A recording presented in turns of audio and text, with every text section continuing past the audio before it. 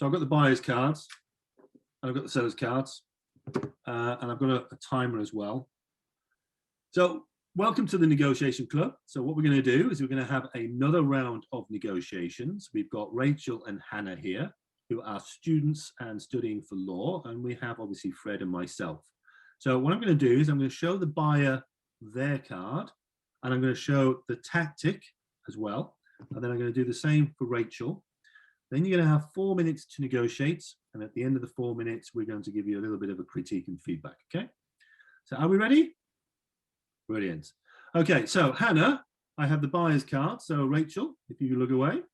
Okay, so here we go. So for Hannah.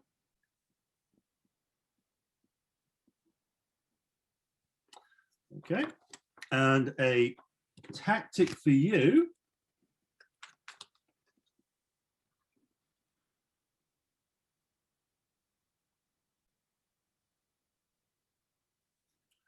Okay.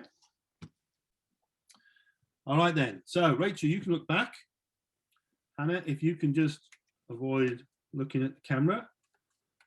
You can see the cards on the chair in the background. That's brilliant. I love that. Right, here we go. So for Rachel, you have a break-even point. And a tactic for you.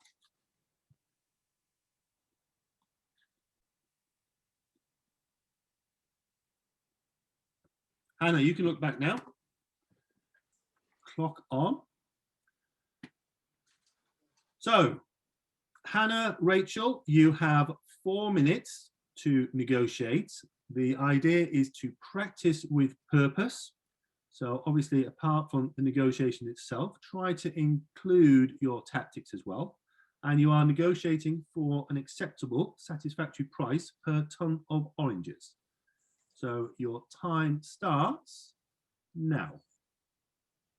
Hello, how are you? I'm good, thanks. How are you? I'm good, thank you. What can I help you with today? So I'm coming to buy some oranges.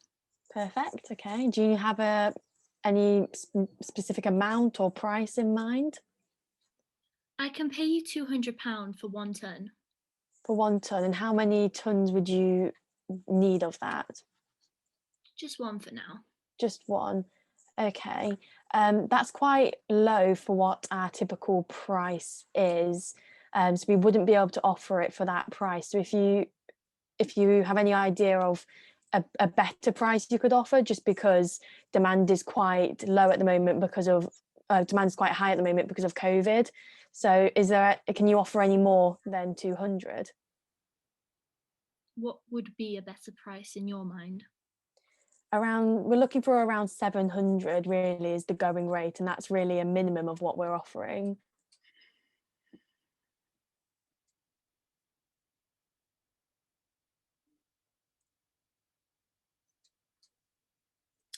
We can't afford 700. Okay. Like I said, because supplies are quite limited at the moment, we don't really ever dip below 700. Is there a maximum of, what is your price range? What's the maximum really that you could go to? Well, I can pay you 200.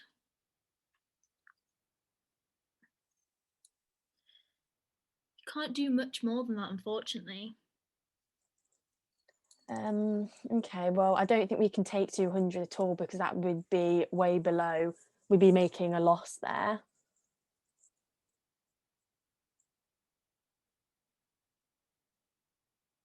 So what's your delivery policy? So our policy is we outsource to a different country, so we need the money for the supply of that and the shipments. So that's why our policy is it's more expensive than usual, but we tend to get them to the customer the day they order them.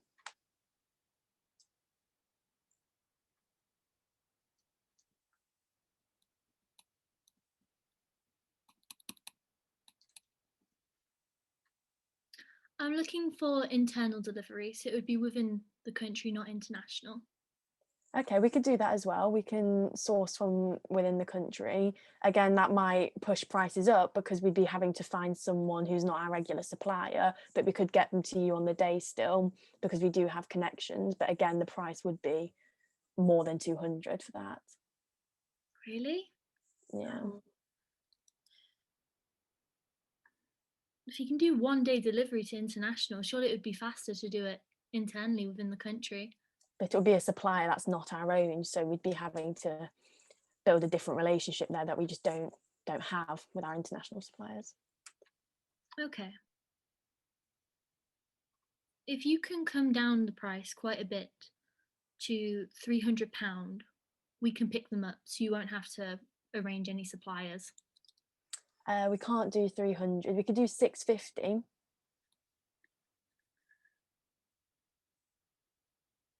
No, we can't afford that, unfortunately. What's the highest you can afford?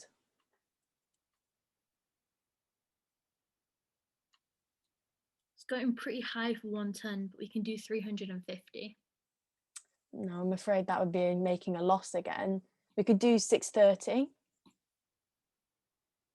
You see, we have to pay for fuel as well. Okay, I understand.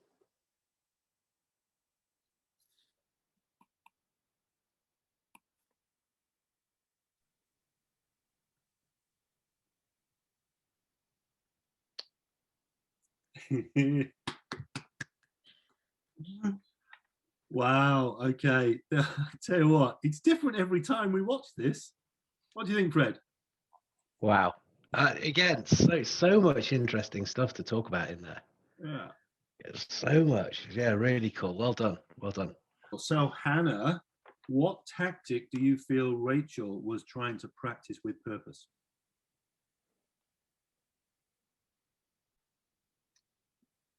I'm not sure actually. Maybe like an anchor or range.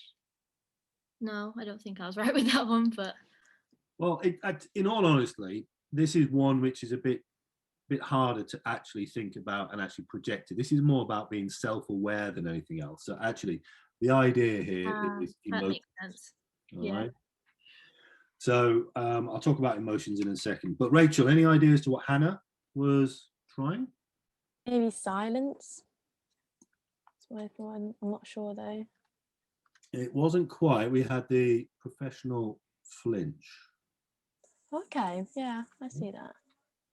So there was an element of that, but there was a few things that obviously didn't work against. But let me just explain some of these. So the emotions tactics is more about being self-aware and also trying to think more about the why behind the what.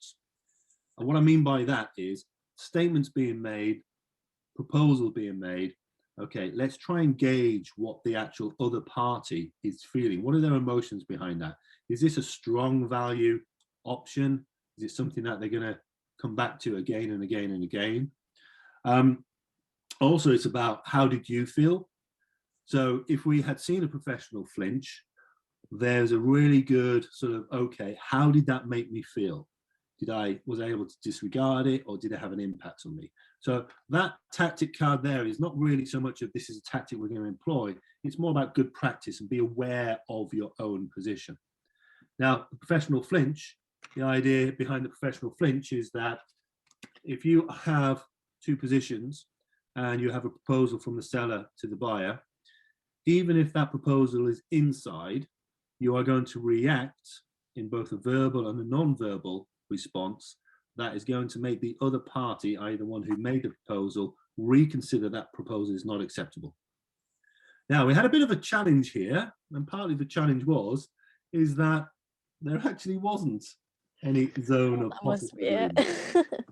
All right. So we had a situation where the buyer's budget was actually lower than the seller's position. And guess what? It happens. It happens in the real world. Fred, opportunity for you, young man. Do you want to just give some feedback on what you saw? Sure. Yeah. I mean, just highlight a couple of things that I saw going through there. So they started off and we're asking questions, both parties. What are you trying to do? What are you trying to do? Questions are good. We need to kind of establish what's going on there, which is great. So that was all good. The numbers that came out Well, we now know why. We're very, very far apart. Okay, but we're here to negotiate. And then we got the first element of silence, didn't we? At 700. The silence was excellent. That went on for quite a long time. It felt a long time here. It would have felt like an eternity you doing it. So hats off to you. That's really cool. Really cool. So moved on.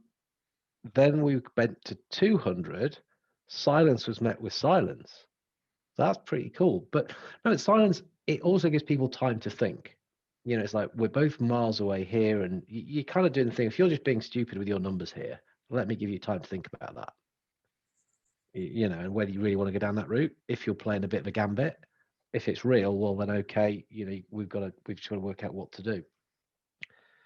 And then the bit that for me was my favorite, and I'm absolutely in awe of this. I want professional salespeople to do this sort of stuff, and they don't always. And that's, well, okay, what's your delivery policy? We're not going anywhere here. Let's stop. Let's unpack it. Let's repack it. Let's go down a different route. And what that did was then opened up discussion for, well, let's see if there's a different way of doing this. Because however much we haggle, and that was what it would end up in haggling, the haggling would have got nowhere. So just not getting fascinated by the numbers. It's like, is there something else we can do here? Yeah, I'll pick it up, you drop it. We don't get it international. We do, you know, and with more time, you could have had a lot of fun going around that and coming up with like a different proposition. You might buy different fruit, or you know, delivered some, had a consignments, whatever. But that open-mindedness and that creativity, that for me was the standout piece. I love that. That's the sales trainer in me. Yeah. Then there's a little bit, I don't know if you were actually doing something on a calculator or just pretending, where there was like a little tappy thing, which if you're going to do that on virtual, make it obvious. As a pen. Yeah, or whatever, yeah, it's just tapping on the, pretending you're not calculating. But again, it's that kind of, oh, I'm really thinking about this seriously. I'm not, but I'm pretending. So, but that was cool. And look, yeah, we didn't get to an agreement at the end. It wasn't for lack of trying and wanting to explore those other areas. So, like I say, that piece in the middle for me, that was the highlight. Love that. Brilliant.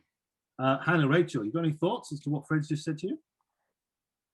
No, I thought that was good, the delivery policy, because I had to stop and think, what is my delivery policy? What am I going to say here? And I thought that was really good. Yeah, okay. Brilliant. Thank you very much, Fred. So I've got a couple of things maybe to add to that, but also I think Fred picked up on a few that I'd actually asked it as well. So from what I saw, again, you know, it was a very well controlled negotiation. All right. I thought the silences added to it because it came across as very thoughtful all the way through. What you can sometimes find is people get very energetic. They start throwing lots of stuff out. There's no gaps.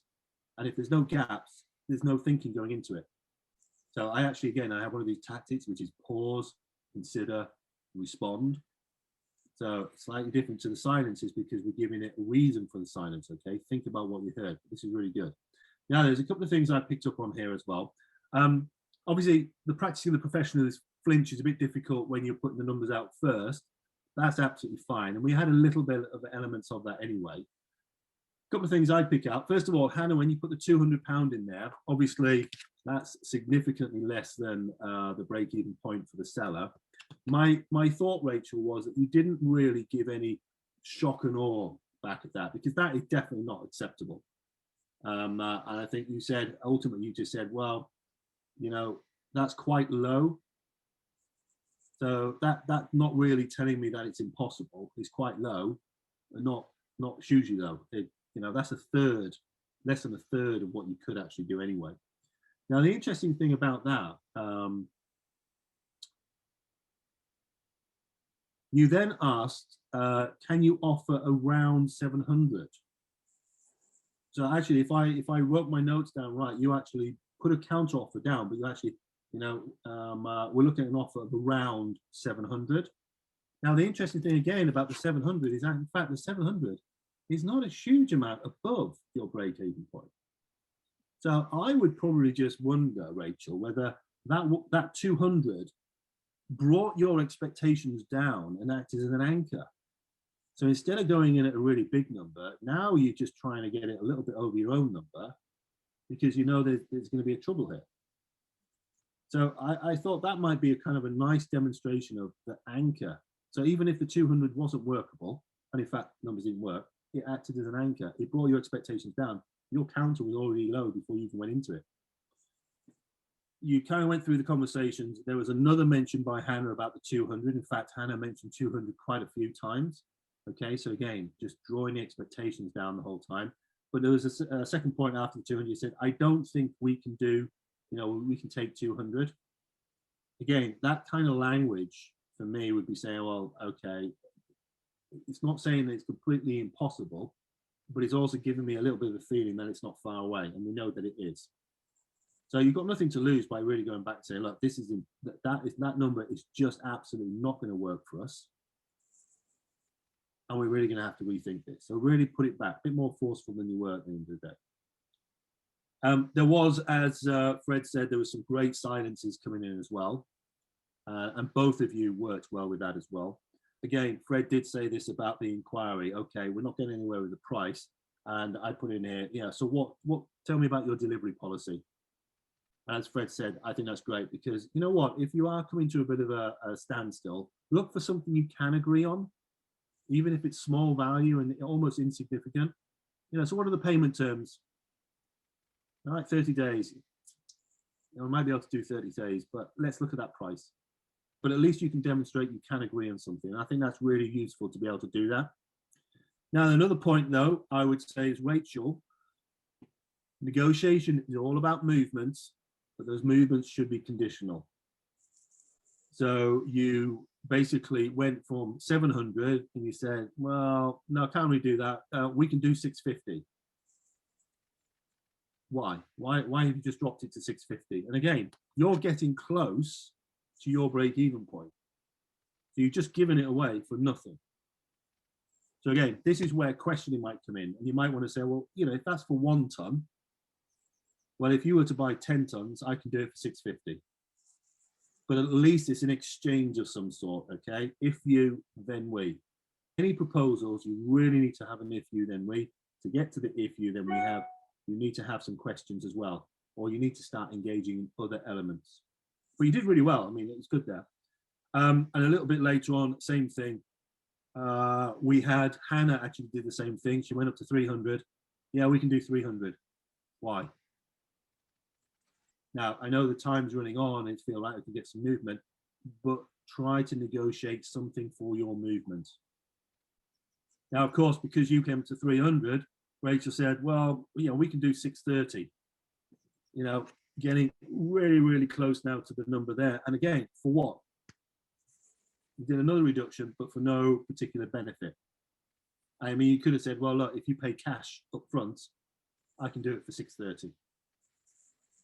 So we didn't really get a chance to do the professional flinch as such. The emotions one, I think, is kind of really, really interesting. And you certainly were able to control your emotions, particularly given the fact that we had some silences in there. But it was the other tactics that actually came to light in this negotiation. The if you, then we, or rather the lack of it, and the inquiry into other ways of actually finding some solutions that might work for us. But all in all, it was great to watch. Again, every time I watch these, you see something different, you see something new, and I love being able to just watch negotiations and do that. So, Rachel, any final thoughts from you? No, that was really helpful. Thank you. Got some good notes on that. Thank you. Okay. Hannah, any final thoughts from you? Yeah, I've got really good notes. I think it's just how to use the professional flinch. I've always struggled with that one.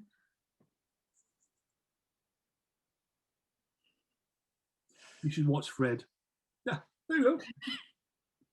You see, if you've got no hair like us, then we can do all sorts of things with these wrinkle lines. Yeah. Except for yeah. So anyway, brilliant. Fred, any final comment from you, sir? No, I think we've covered all that stuff there. The conditional stuff is really important, and it's I always say to people, if on any time I'm training negotiation, it might be part of a bigger program, but I said, look, if you're going to take one thing of this little section away, take if you, then I. if you then I, if you then I. Write it down, set up some paper, do something. Whatever you do, you've got to keep it conditional. That's the core of it all, really. You know, that's what we're covering it all. So yeah, I think that's a good call. Brilliant. Right, well, thank you very much for participating. Great for you guys. Thank you so much, Fred. Stay safe. Catch you later.